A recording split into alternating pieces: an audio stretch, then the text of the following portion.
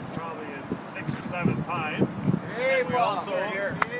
Hey, Bobby! We also have Paul Boyce, who's the National Director of the Canadian Union of Public Employees. He's asked to come down here and join the members on the picket line and say a few words. Well, thank you, Rolf. Mr. Mayor, members of Local 1005, it's a great privilege for Cupe to be here.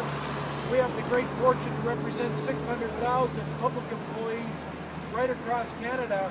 And our main message in Hamilton here today is to say to the members of Local 1005, you're not alone in the struggle to defend pensions, to defend the indexing of pensions, and to celebrate the kind of contribution you've made to this community. We call on U.S. Steel, return to the bargaining table and take those concessions off the bargaining table. Here, here!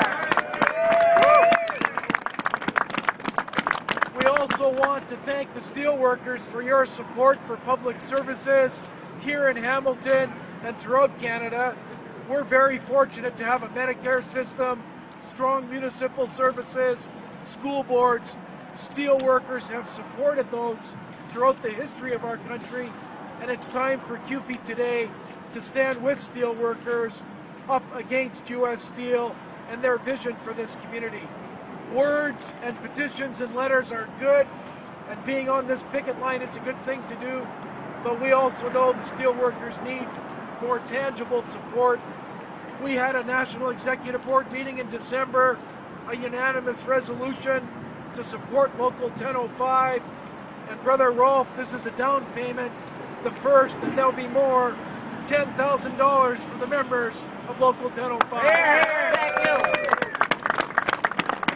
Finally, there's all kinds of speculation we may have a federal election this year, and we have a message for Mr. Mulroney and all federal politicians. Mr. Mulroney, he's the one who did it. Mr. Harper. The Foreign Investment Review Agency that Mr. Mulroney took apart in 1985 worked for Canada. Foreign corporations had rules about taking over companies like Stelco. Today, since 1985, Investment Canada's not working. What is the net benefit for Hamilton when promises for jobs aren't lived up to, when promises to fund pension plans aren't lived up to? We've seen this in pulp and paper, in auto, in steel. We're calling on all federal politicians, rip up the Investment Canada Act.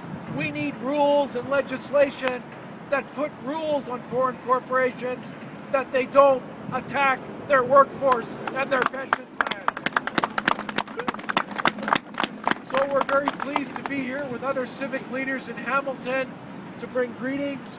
We'll be back on the 29th of January for a major rally right here in this community, and it's important for each of the members present today and their families to know this struggle is an important one. You're fighting for 9,000 retirees and their right to index pensions. You're fighting for a future workforce who want decent pay and decent pensions, and you're fighting for other workers who face similar struggles. The Canadian Union of Public Employees is proud to be here today, and we'll be with you every day until we win this struggle for steelworkers in Hamilton. Here, here, here, here. Bob, can I say a couple words, Bob? Just briefly, ladies and gentlemen, United States Steel has just made a deal with the City of Chicago, and they're investing several millions of dollars in rehabbing an old abandoned steel site.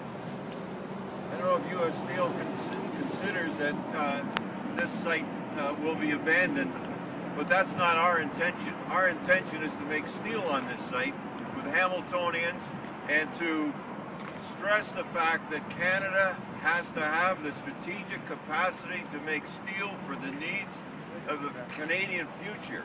And we have no intention of seeing this facility get torn down and turned into anything else other than what it is, which is a valuable, useful piece of the steel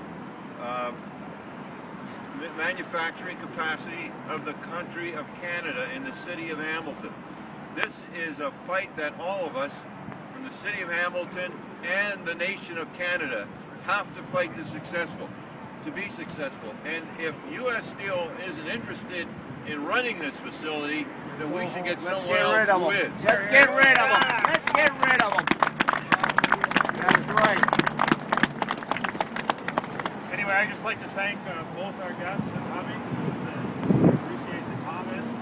And for Paul's benefit, one of the reasons we're fighting was we're quite conscious that there's an attack against the workers all across Canada for pensions and against what workers have fought for 50, 60 years to get. So we are definitely with the Canadian Union of Public Employees in their fight to defend what they fought for, what they're entitled to. We want good social services, we want hospitals, we want the city workers to be looked after, and so our fight is part of this whole thing. So anyway, I appreciate you coming here, and we appreciate the generous. Here. Thank you. All right. We're going to keep picking if you guys want to take some shots. Yeah. Good stuff.